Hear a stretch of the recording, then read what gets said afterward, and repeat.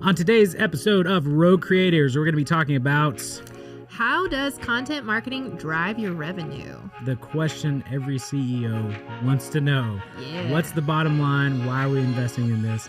And we're going to talk about that. Yeah, I'm excited. Here we go.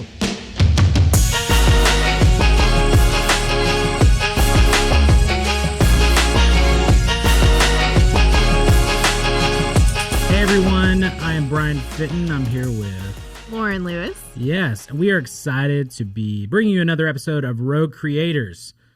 And I'm just excited to jump into what we're going to be talking about today, which is... Does content marketing drive your revenue? Literally had this conversation last night. Yeah. With somebody for 4 hours. We drank a little scotch, and it was awesome. Sounds like a great night. It was, actually. It was. But, yeah, so I'm excited because this is a conversation that comes up quite a bit, just even in our sales conversations that we have, of kind of that old school marketing, shifting companies to new media, what that looks like when it comes to actual just giving value through your marketing and not just always pushing sales, right? Trusting the funnel, trusting the process that, hey, this is going to work over time. It is a long play, absolutely a long play. And so I'm excited to kind of jump into all of that stuff. Yeah. But before we do, we like to start each episode off with, what are you obsessed with this week? Yes. Brian. Yeah. What are you obsessed with this week? We always want to say, hey, those out there listening, let us know what you're obsessed with this week, because we find out some interesting things. Absolutely. About people and what you're into and all that fun stuff. So I am obsessed with Clubhouse. So I mentioned this back in our 2021 trends. Yeah. I was very excited about it. And then I finally got access. So somebody gave me access after that. And now I have a hack, by the way. Whoa. Yeah. So Josh Feedy over at salesreach.io, we were chatting and he's like, bro, I got to show you something. So he showed me a hack. So if you want that hack, DM me and we'll make sure to get you in to Clubhouse. Awesome. Tell you how to do it. So, but yeah, invite only. It's kind of becoming, it's one of those things I think is going to have a lot of hype. And then people are really, I think you're going to be able to figure out exactly what it's going to be used for. But Clubhouse is awesome. Being able to like jump into audio conversations only. And then really figuring out how to connect with people, how to have conversations after you get out of Clubhouse, like connecting on Slack or Instagram, Twitter. I mean, that's kind of plugged in as well. But being able to have those Slack channels and groups set up after the fact. And it's been a really cool experience. So we applied for our Rogue Creators Club on Clubhouse. Shout out to Ava, content coordinator Ava. She basically did it for me. That's awesome. It's under my name. Yeah. But anyway, so the idea is that after an episode, if we have a guest on, or just even these episodes, basically every week we can all jump into an audio platform to where you jump in and you're automatically muted, right? Unless you raise your hand, and then the moderator can let you in to actually ask a question. So it's set up kind of like a conference call to a degree, but there's a lot more control. You can follow people, you can find different interests and things like that. And so it's been a fun journey. I'm not gonna lie. Figuring out Clubhouse, getting into it, it's been interesting. Not in the club yet. You're not. Do you want to be, Lauren? I don't know. Thanks for being honest. I'm always very excited about the newest technology. She's like, it's one more thing I gotta figure out. It is one more thing, but it does. I actually got to see you use it today, and I was like, oh, okay, that's pretty cool.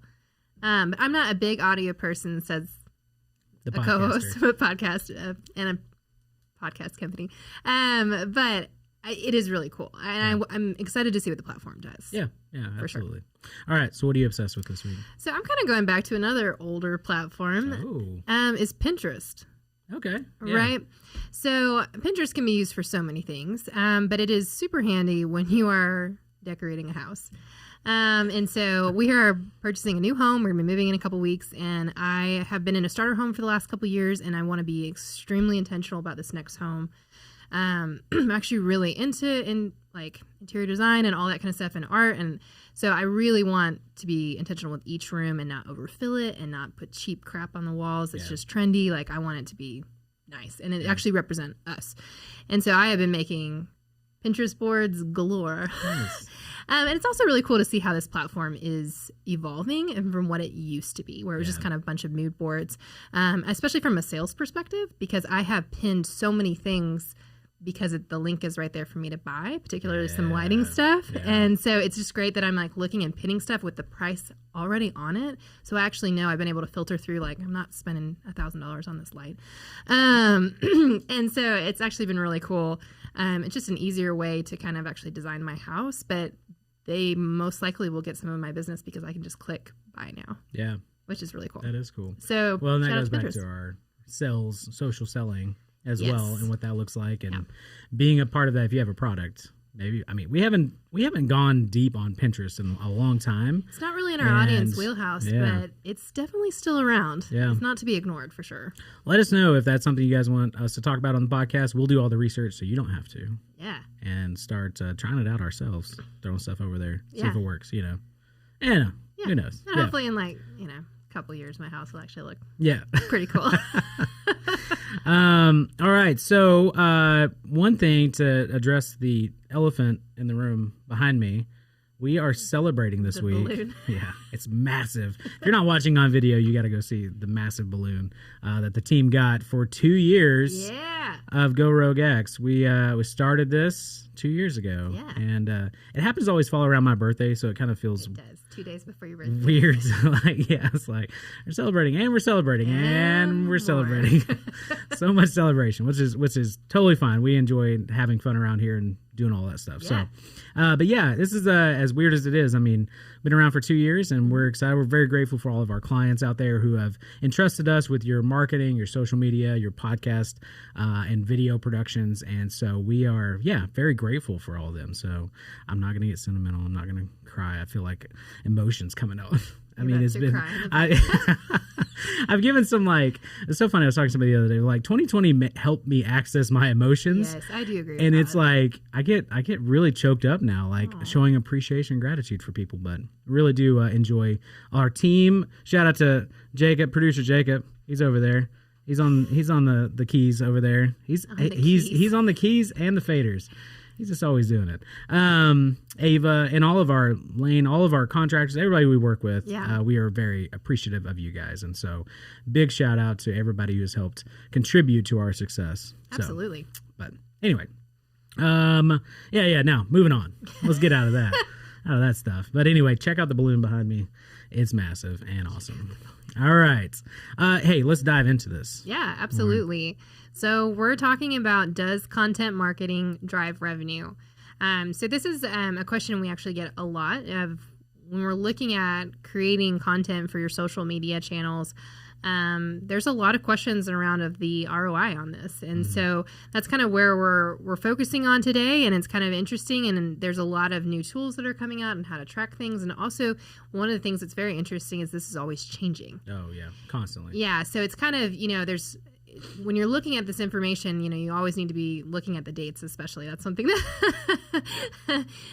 When was this published? Yes, absolutely. But yeah, so Bryan, kind of start us off of, how does engaging content affect revenue?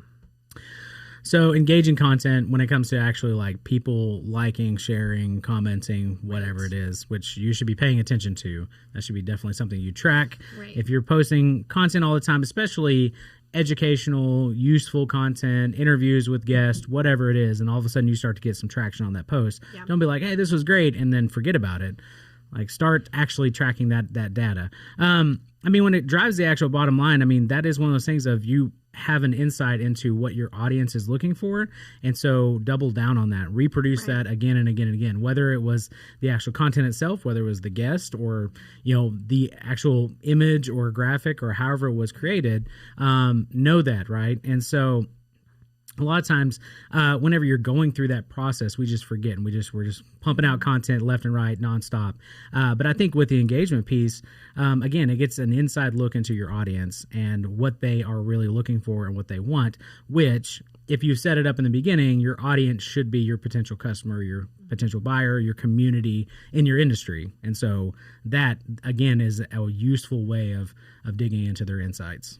Yeah, which is fantastic.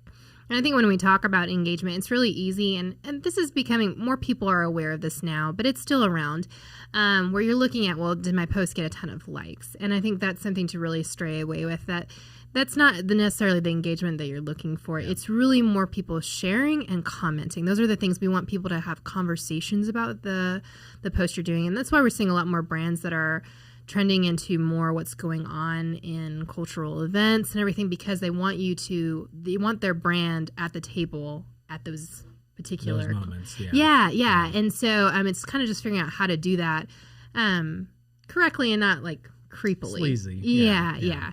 And so don't be just after likes, but be after genuine conversations. And people are wanting to share your articles. And so that's why we typically go on educating your audience, because those are going to be the helpful tips that they want to share on their feeds, depending on the platform. Or what I see a lot is people see that they share quotes, in their stories a lot that are inspirational or funny or whatever. And it just depends on your brand model. Yeah, absolutely. Well, and you got to go through, again, scrubbing that content, seeing what's valuable, what's a good resource for them.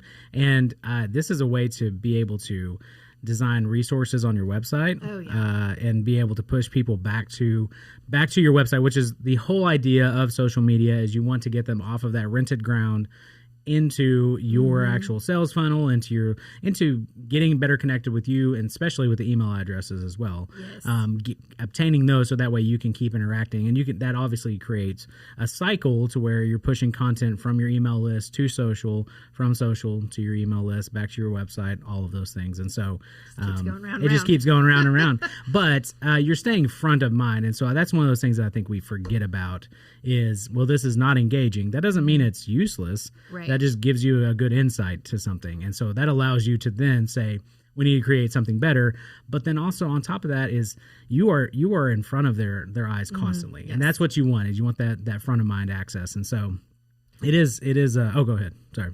Oh, no, I was just, to that point, it's when the front of mind, like they're going to look at your brand for that buying decision, just because they've seen you enough. They see that you're providing value. You're not constantly in their face about buy now. Like you're actually interested in them building a relationship with their brand. And that's when we talk about what's going to generate revenue, that's it right there.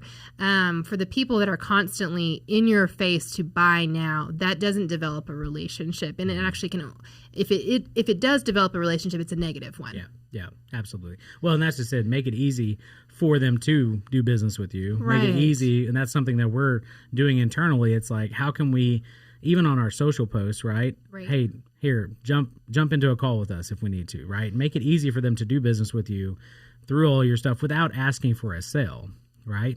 And so there's a lot of stuff that you can obviously do in an amount amongst that with engaging content and figuring that out. And but it takes trial and error. Just keep going. So looking at this, how do you reach these early stage customers, and what kind of content do you need to produce? Nothing that, you're in the know phase. This is the know, like, and trust, and we'll talk about the funnel in just a second, but know, like, and trust, right? They just need to be able to know who you are. Right. So if you are, it's always relatable to the dating scenario, right? You're not just going to walk up to somebody you don't know and start planning a date with them, right? You're going to they need to know you first, right? We need to know if this is even a thing, and then take it to that next step. So that first content needs to be very, very knowledge based, very, honestly, value driven, right? Pat Flynn talks about this, like a quick win, right? You need to be able to offer a quick win for them. Hey, did you know that recording video can actually be easy on the A10 Mini? Great. Right. Wow. How does that happen? Like, and then you can go through that. It's like, well, if I'm looking at recording video, I want it to be simple. Hey, this is how it's done. Yeah. Right. And there's that value drive. So. Yeah, and this can look in a lot of different ways. I think when we talk about content, particularly, there's a wide range of variety of types of content. So, doing blog forums, sharing articles from different people, also, posts and videos, quotes, like all of those things having that variety of content will really help keep your audience engaged, because they don't want to just see the same thing unless your brand's a news article. Yeah. Post your articles. Yeah, but, there's fitting to your brand, but trying to give a variety of things so that it makes it shareable for sure as well. Yeah, absolutely. Yeah. And I think even with that too is again going back to the data tracking, seeing exactly what's working with those new people, see how many clicks you're getting to your website from that content as well. Is that something? Ask those questions in that. Like we asked you, hey, do you want us to talk about this topic? Is that something that even interests you? Ask, because people will tell you. People tell us. I mean, it's just simple enough like that. So we've been talking a lot. We've been using the term the sales funnel. Yeah. So explain a little bit us and how the sales funnel works with content marketing. Well, that's what I think. So you got to look at it. Sales teams and marketing teams obviously are working together because revenue drives a business, right? You can't have marketing if you don't have sales, and can't really have sales unless you have marketing. They got to work hand in hand. It's just one cannot be overpowering the other, right? And so when it comes to the actual content marketing funnel and how to drive that to sale, it is the know, like, and trust, right? So it's a very top level funnel. It's low risk. It's the content that you're producing. It's a podcast like this, right? There's low risk for you to interact with us right now, but you're getting to know us, right? That's at that top. And then a little more of the like, it's hey, yeah, you know what? I'm going to give you my email address. Yeah, right? So we're kind of walking down this like, yeah, I'll sign up for your ebook. Hey, you guys have a lead magnet? Yeah, I'll give that. Or, hey, you know what? I might book a call actually with you guys. See what you guys can do to help out with our creative agency needs, right? And so when we're kind of walking down that funnel, and then that trust obviously is built into, you know what, I'm actually going to sign with you guys. I trust that what you've created, I know you, I see what you've done, I like you, I like what you're producing, and then, hey, let's work together in building that trust. And so when it comes to that content, I mean, we've had crazy smart people on our podcast talking about the email marketing in this knowing, liking, and trusting you in an email sequence, which Blake Puryear has already verbally committed to be back on the show. Awesome. Yeah, he's now at Drip, which is a phenomenal email platform, and so we're gonna have him back on the show too, just to walk through email marketing. It's one of our most downloaded episodes. Chat about Drip, dude. Yes, this be super exciting. So, but with that, I mean, having that funnel, just brief overview, is that type of content, low risk content, and then you kind of start walking down, and that trust content, I mean, really could be lots of different things. I mean, it really can. That's awesome. Yeah. So the last piece in really talking about this is understanding your analytics. And when you really open analytics for any particular platform, it can be really overwhelming.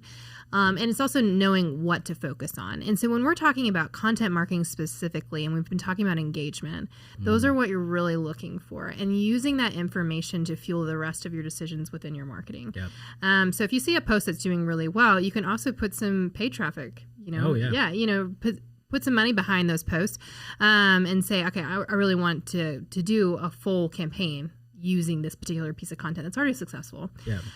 But then on top of that, it can really choose that we understand that our audience is resonating with these particular topics, or we're getting a lot of questions, like in the comment section, people are asking about this particular, we've hit some nerve or problem that our customers are really needing to know about. And so that's when you can do a whole campaign series through that. And it can really help you. I mean, if you're using your analytics to say, well, I got 57 likes on this comment, you're not using your analytics well. Yeah. A lot of the information that's on there is a lot more for ad buyers anyways. Yeah. So you're really, get people that are smarter than you to look at your analytics, but use it for your marketing on what is engaging. Yeah, absolutely. Well, and even with that, we've even seen some success of like the short shareable clips of great information from we have a thought leader package, and people were asking, hey, where can I find the like full course, or is there a mastermind, or is there something that I can dig into? And all of a sudden that sparked those of like, hey, this specific topic that these people are asking about, they're looking for more of that. They literally said that. Where can I go for the full course?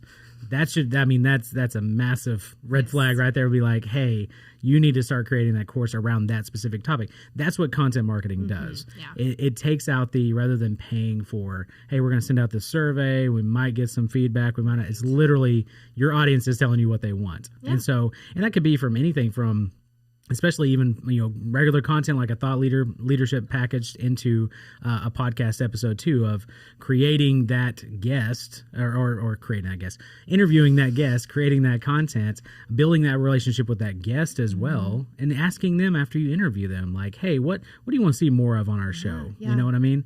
There are so many different ways that you're really going through trial and error with this, and then it points back to the analytics of putting some paid traffic behind what is actually working. And don't just boost a post, please, for the love of everything. Don't just Facebook makes it easy. They'll spend your money. LinkedIn makes it real easy. They want that money, and so they will definitely give it to you, or allow you to. They'll definitely give it to you. They'll allow you to be able to. I feel like this is our gateway drug episode. Yeah, I still get comments on that one. I just said it was that gateway content. We were talking about content. Yeah, which it fits. That's hilarious. Anyway, they need that gateway content before you get them with the real stuff, down to the trusting level. You know what I'm saying? Right. You know what I'm saying? But that paid traffic, obviously finding what works and then putting that money behind it, rather than just coldly saying, we think this looks great and we think this is going to work, and then let's put $2,000 behind this on our ad spend.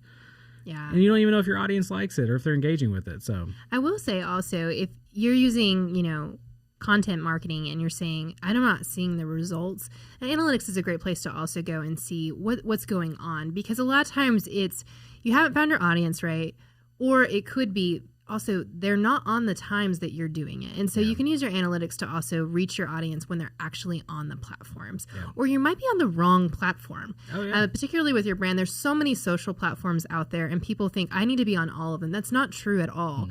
You need to choose two. I mean, that's kind of our advice, is to go after two and say this is where our audience actually is. And so understand your industry and your brand, and really ask maybe some of the people you're going after of what they prefer to be on. Yeah. And that will also really help you. Yeah, absolutely. And everybody obviously defaults to a LinkedIn or something like that. I would say if you're a business, you need to have a LinkedIn presence pretty heavily. But that also depends on, Instagram is great. If you're a visual company, Instagram, I still feel that's just a way to build a portfolio of, don't expect a lot of traffic to come from Instagram. Don't expect a lot of sales necessarily. Depends obviously on your industry, but don't look at, we didn't get any likes on our post, or we didn't get any. No, all you're doing is when people find you, they want to see that you're active, that you're engaged. They hit your website and you say, hey, look, follow us on Instagram. They can jump over there and be like, oh, this is behind the scenes. This is them getting to know you. This is a great platform to get to know you. Building that trust and stuff can come through Facebook or LinkedIn or even Clubhouse. Who knows? Repurposing your podcast episode or recording, interviewing your guest in Clubhouse. Man, it's just all coming back. It's all coming back around. It's going to be great. It's true. It's true. So that's all that we really have for this particular episode when we're talking about content marketing. And we're going to actually probably go deeper into these different aspects than we do. But we wanted to have a good episode to address this question, because I think a lot of people want to know. And I think one of our favorite statistics for the B2B space is that before making a buying decision, they typically will go through at least 14 pieces of content. And that's actually quite a bit. And so if you're not producing any content, that's a serious problem, because they're going to jump to a competitor who is. Yeah. Well, that, and also, I mean, just we recently had Wendy Covey from True Marketing, and so they are in that very technical space. And so with her, she said I think it was 16 or 18 pieces of like that engagement, but they have to see you, they have to know you, they have to like you, and then they will trust you with their business. Man, always bringing it back. Always so good. So but hey, you guys, this has been I know it's a little shorter episode, but we try to bring just kind of some hard-hitting stuff. I say hard-hitting. We want to go deeper on this stuff. So if there are specific things in this, if you want us to talk more about a content marketing funnel, you want us to talk more about paid traffic on organic content, get you a great expert. We've got some amazing friends who are way more obviously smarter. We don't deal in the paid traffic too much. We are definitely getting into that though. It's true. And so that is one of those things that we want to make sure to bring you the most value as well. So please make sure to let us know. And if you could, we don't ever ask for this, but hey, leave us a review if you don't mind. Please some of the reviews are my favorite. Oh yeah, we've got some good ones. Dude, I want to read. So we just need to go back and reread some of those. Yeah, they're pretty awesome. good. But we would much appreciate it. That's a terrible statement. No. That's not right. We would really appreciate it if you left us a review. That'd be awesome. Yeah, so, it would be. On all your favorite podcast players. So, but until next time, we'll see you later. Thanks.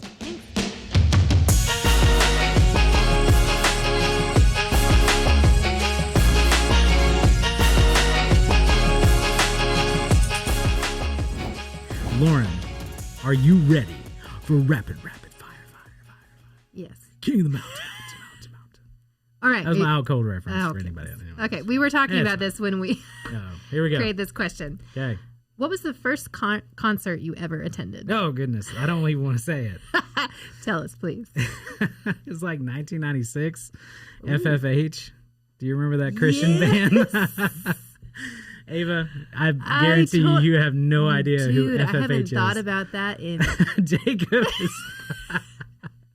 FFH, Far From Home. Yes. I had such a crush on the girl in that group. Ooh. Oh, man. I was like 12. I had to be. Yeah.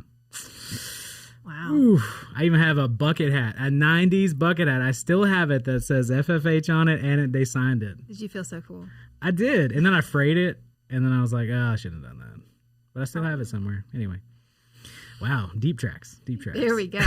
What about you? Oh, gosh. Mine's not much better. I was talking about this the other day. I am not a concert person, and so that's just like, okay. Anyways, so I think my parents dragged me to a Casting Crowns. Yeah. Yeah. I can dig it. I think I saw them in concert. Yeah. So Bryan and I definitely have similar childhoods of pretty conservative homes that we came from. If you aren't tracking with that. 90s.